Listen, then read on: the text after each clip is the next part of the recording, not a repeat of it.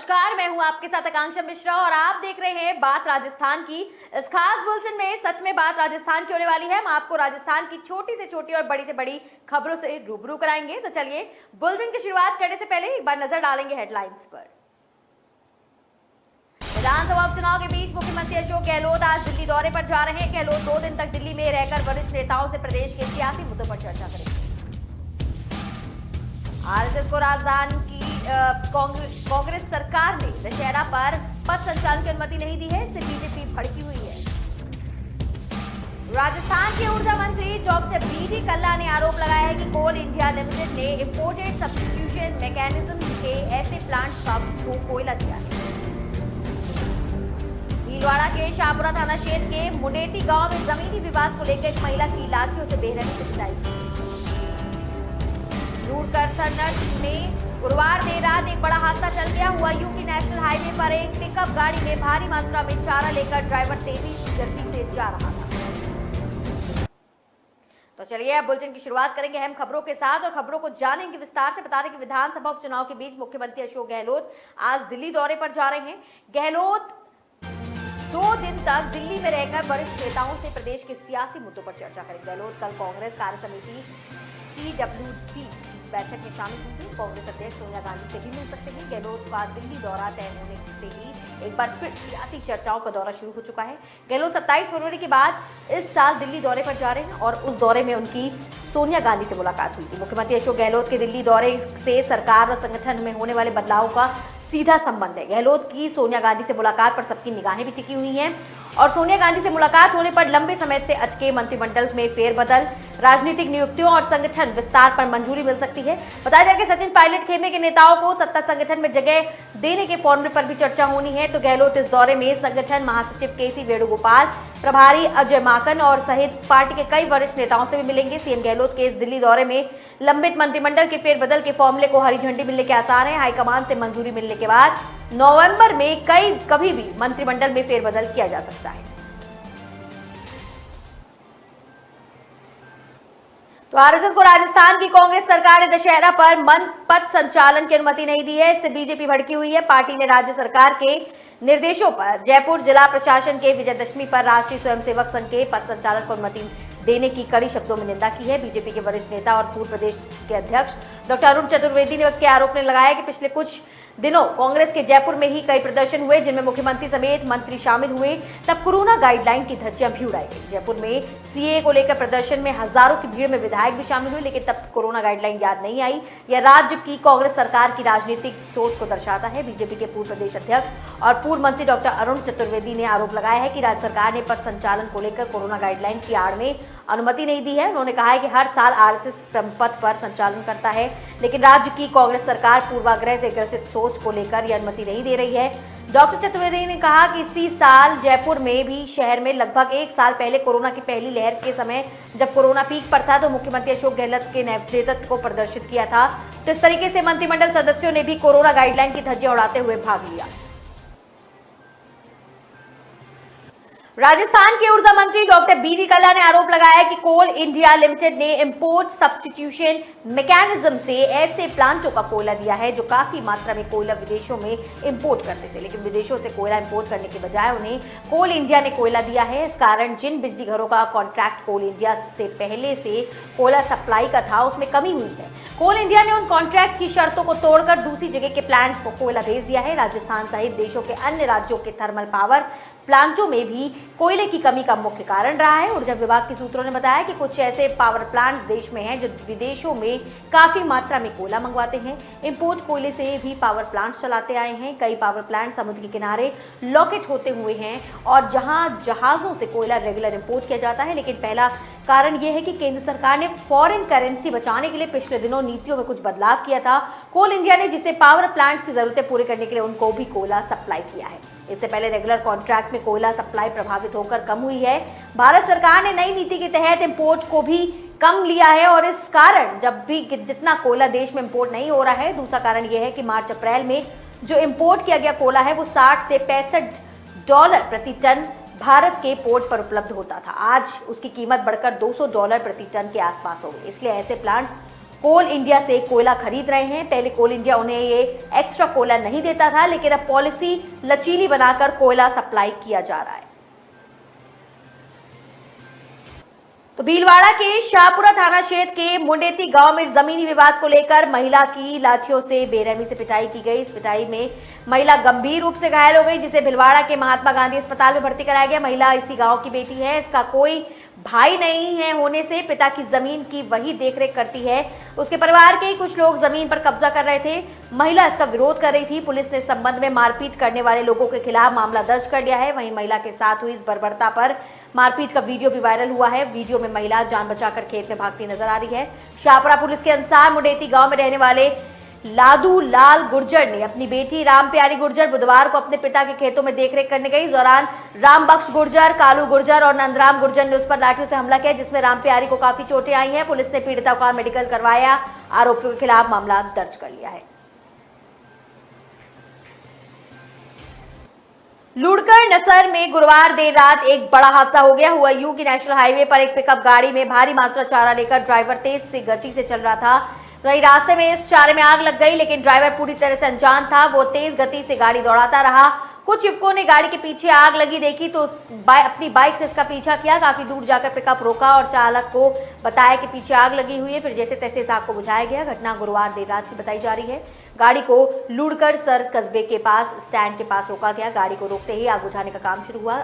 आग अंदर तक पहुंच चुकी थी। जैसे ही चारे को हटाने का प्रयास किया गया, आग से कई सारी चिंगारियां निकलने लगी। लोगों ने अपनी जान दांव पर लगाकर भी इस गाड़ी से पड़े चारे को हटाया, अन्यथा आग विकराल रूप ले सकती थी। चारे को बिखेर कर उस पर पानी डाला गया। गांव के युवक गौरीशंकर कुम्हार ने बताया कि कश्मीर सर निवासी मामराज गाज अपनी पिकअप गाड़ी में चारा भरकर थाल लड़का गांव में ले जा रहा था। लुड़कसर बस स्टैंड पर डालते हुए पिकअप में धुआं और लपटे देखकर चालक को इशारा किया गया, लेकिन वह रुका नहीं। तो सोनू कुम्हार ने मोटरसाइकिल दौड़ाकर गाड़ी को रोका चौराहे पर और किसी तरह से सर्विस स्टेशन पर लाया, जहां पानी के प्रबंध हो सके और इस तरीके से आग पर काबू पाया गया। आप देख सकते हैं तस्वीरों में साफ नजर आ रहा है कि किस तरीके से गाड़ी में बहुत तीव्र गति से आग लगी थी, जिस पर आग पर काबू पाया गया, जिससे एक बार अफरा तफरी भी मच चुकी है। दरअसल 5 ही कुछ कस्बे और ढाबे के मकान और ये सब के लोग भी मौजूद थे, जहां आग फैल सकती थी। चारा जैसे तैसे नीचे गिर रहा था, उससे आग की लपटें इधर उधर फैल रही थी, लेकिन आग पर अंततः काबू पा लिया गया। फिलहाल बुलेटिन में वक्त हो चला एक छोटे से ब्रेक का, तो बने रहे हमारे साथ।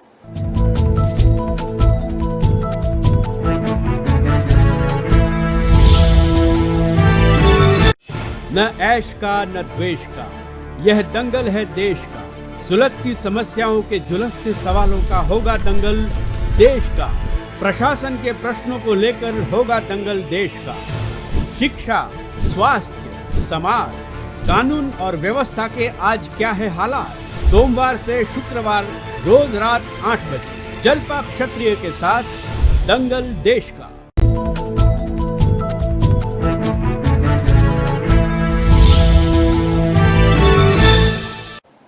तो ब्रेक के बाद आपका एक बार फिर से स्वागत है। आगे की बुलेटिन की शुरुआत करेंगे, जहां बदनौर क्षेत्र के सरकारी स्कूल में 9वीं कक्षा की नाबालिग छात्रा से शिक्षक के अश्लील हरकत करने का मामला सामने आया है।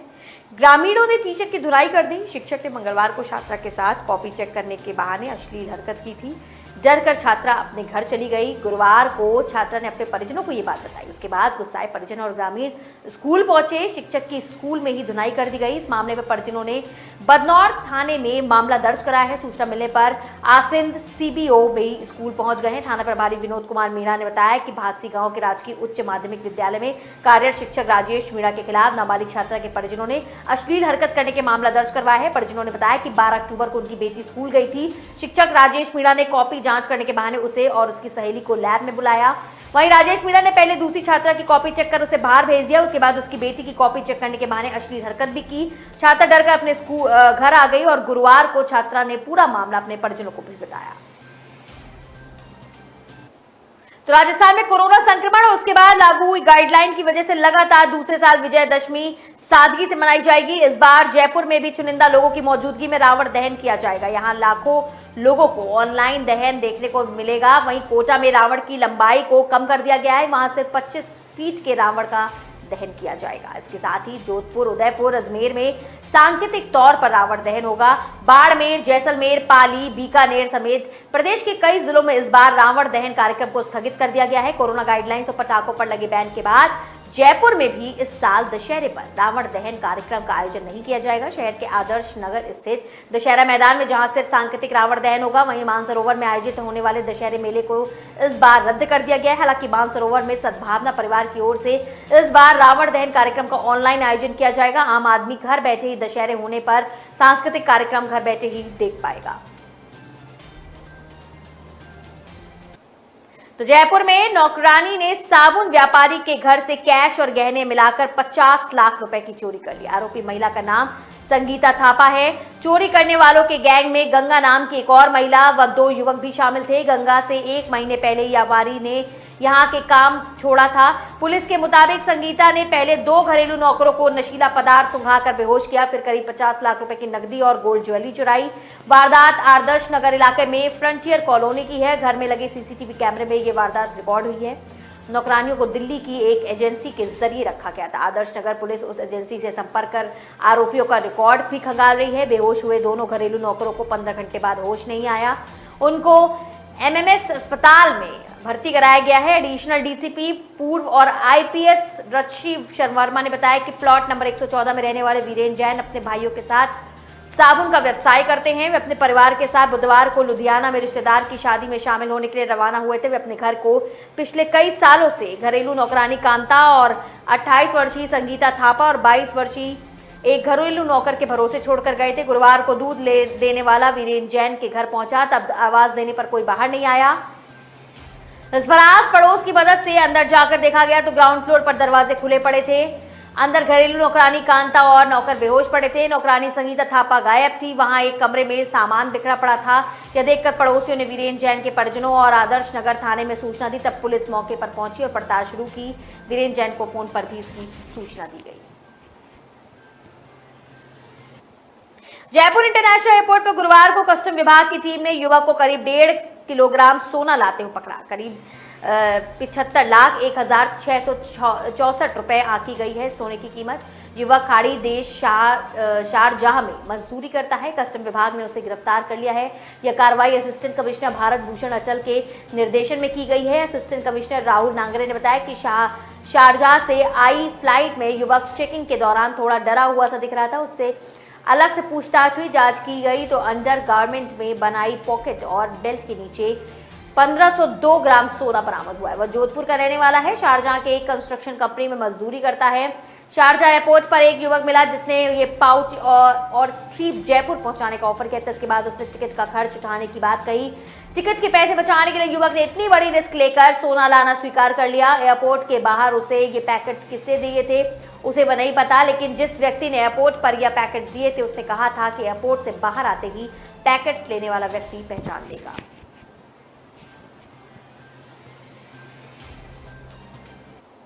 वहीं मानसून के विदा होते ही मौसम ने करवट बदलनी शुरू कर दी है। 2 दिन पूर्व जम्मू कश्मीर में हुई बर्फबारी का असर राजस्थान पर भी पड़ रहा है।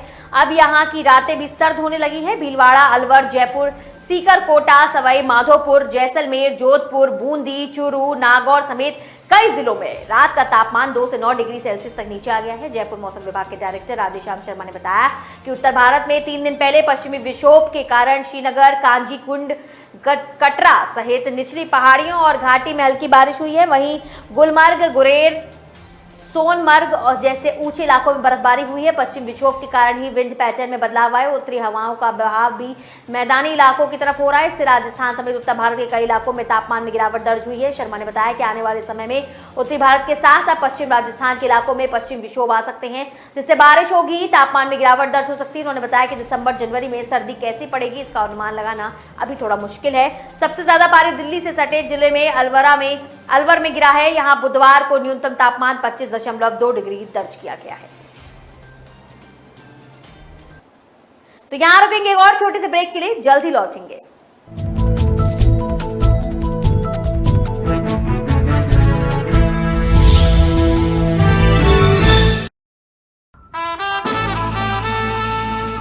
के रेडियो माहिती, मनोरंजन और मस्ती का ट्रायो।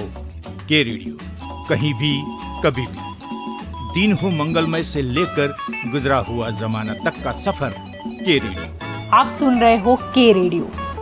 जल्द शुरू हो रहा है के न्यूज की सुरीली भेंट के रेडियो। आप सुन रहे हो के रेडियो, कहीं भी कभी भी। आप हमें डाउनलोड कर सकते हैं, लाइक कीजिए, कमेंट कीजिए, सब्सक्राइब कीजिए और सुनिए के रेडियो। कहीं भी कभी भी। मैं हूँ आपकी आरजे जल्पा। रे रे रे रे मारी सवार, ये गाना सुना ही होगा आपने। चलो सुबह हो गई, मस्ती की कश्ती, दिन का सफर सुहाना, एक शहर एक नजर, जनवाणी, सुनहरी दोपहरी, ये शाम मस्तानी, ढल गया दिन, नगमों की बारात, गुजरा हुआ जमाना, फिर वही रात है, मनोरंजन, माहिती और मस्ती के साथ। आप सुन रहे हो के रेडियो, कहीं भी कभी भी।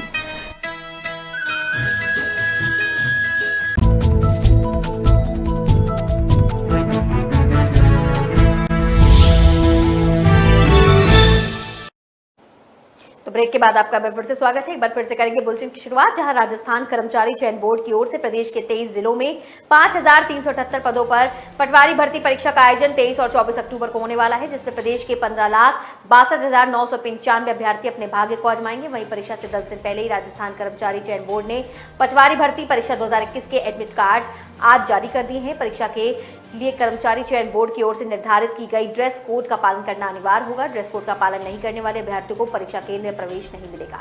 परीक्षा के दौरान पानी की बोतल से लेकर purse, bag, geometry, pencil box, plastic pouch, calculator, तख्ती, पैड, गत्ता, pen drive, rubber, table scanner, किताबें, नोटबुक, पर्चियां, व्हाइटनर लाने पर रोक रहेगी। इसके साथ ही 1 घंटे पहले अभ्यर्थियों को परीक्षा केंद्रों पर रिपोर्टिंग करने के साथ ही परीक्षा समय के बाद प्रवेश नहीं दिया जाएगा। शिक्षा मंत्री गोविंद सिंह डोटासरा ने महिला शिक्षकों को झगड़ालू बताया था। शिक्षा मंत्री के इस बयान पर विवाद के बीच अब खाली पड़े महिला आयोग का मुद्दा भी गर्मा गया है। पिछले 3 साल से महिला आयोग में अध्यक्ष और सदस्यों की नियुक्तियां नहीं हो पाई हैं। इसके पीछे कांग्रेस की अंदरूनी सियासी खींचातान को वजह माना जा रहा है। बीजेपी नेताओं और सामाजिक कार्यकर्ताओं ने अब महिला आयोग में 3 साल से अध्यक्ष और सदस्यों के पद खाली होने पर सवाल उठाए। 2018 में सरकार बदलने के बाद से महिला आयोग में अध्यक्ष और सदस्य नहीं होने से पीड़ित महिलाओं की सुनवाई नहीं हो पा रही है। महिला आयोग में फिलहाल सचिव के पद पर कुछ ऐसे आरएसएस अफसर तैनात हैं, कुछ कर्मचारी हैं। अध्यक्ष और सदस्यों के बिना आयोग में फैसले नहीं हो पा रहे हैं। जिला स्तर पर होने वाली सुनवाई भी ठप पड़ी है। महिला आयोग की पूर्व अध्यक्ष सुमन शर्मा ने बताया कि सरकार के महिला कल्याण के दावे खोखले हैं। शिक्षा मंत्री ने जिस तरह के बयान महिला शिक्षकों के लिए दिए हैं, उसने समझा जा सकता है कि सरकार महिला कल्याण पर क्या सोचती है। 3 साल से महिला आयोग का गठन होना भी दुर्भाग्यपूर्ण है। पीड़ित महिलाएं दर दर की ठोकरें खाने को मजबूर हैं। सरकार अगर जरा भी संवेदनशील है तो महिला आयोग में अध्यक्ष सदस्यों की नियुक्ति करे ताकि महिलाओं को न्याय मिल सके। जोधपुर में 13 अक्टूबर की शाम पहली बार किसी हिस्ट्री शीटर का एनकाउंटर बीच सड़क पर हुआ है। गुरुवार सुबह ही मामला दर्ज किया गया है। बता दें कि रातानाडा पुलिस ने बुधवार शाम हिस्ट्री शीटर लवली कंडारा को पीछा करते हुए जवाबी फायरिंग में मार गिराया था। जांच में सामने आया कि हिस्ट्री शीटर ने कुल 4 फायर किए हैं। पुलिस ने जवाब में 8 राउंड फायरिंग की है। गोलियां लवली की पसलियों, सीने और हाथ पर लगी है। इधर कुछ लोग इस एनकाउंटर का विरोध भी कर रहे हैं। उनका कहना है कि यह हत्या है। दरअसल उदय मंदिर निवासी lovely Kandara history sheeter Montu Kandara का चचेरा भाई है। लवली कंडारा नागौरी गेट थाने का हिस्ट्री शीटर था। उसके खिलाफ हत्या के प्रयास, लूट, अवैध हथियार के 12 मामले दर्ज हैं। उसका भाई मोन्टू कंडारा भी हिस्ट्री शीटर है। राम मोहल्ला में एक युवक पर जानलेवा हमले के मामले में दोनों भाई फरार थे। रातानाडा थाना पुलिस को भी जानलेवा हमले के एक मामले में लवली की तलाश थी। करीब 10 दिन पहले लवली कंडारा ने जीएस सर्कल पर किसी भी तलवार से हमला किया था। रातानाडा पुलिस और अधिकारी लीलाराम मेघवाल को लवली की सूचना मिली थी। पुलिस ने उसे पकड़ने का प्लान बनाया था। पुलिस निजी कार से ही पकड़ने निकल गई थी। कार सवार बदमाशों को रोकने के लिए पुलिस ने नाकाबंदी भी कराई। बदमाश नाकाबंदी को तोड़ते हुए कार भगाते रहे। पुलिस ने डंडों से कार के शीशे पर वार किया ताकि चालक को सड़क नजर न आए और वो रुक जाए। इधर बदमाशों की कार नहीं रुकी।